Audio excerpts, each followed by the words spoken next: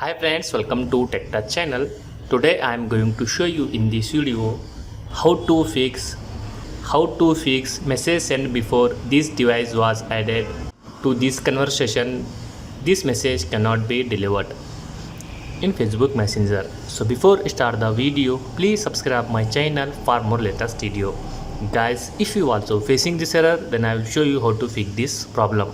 First of all, update your Messenger. For that, you need to open your Google Play Store. Then search your Messenger.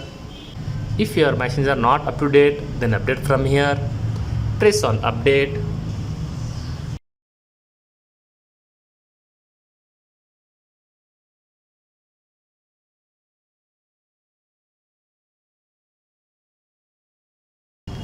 After completion, go back.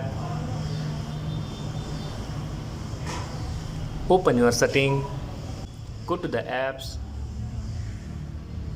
Search your Messenger. Press on force stop. Press on force stop. Then press on storage.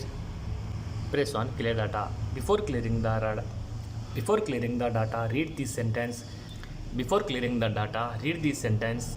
This app's data will be permanently deleted. This includes files, settings, databases, and other app data. Then press on OK.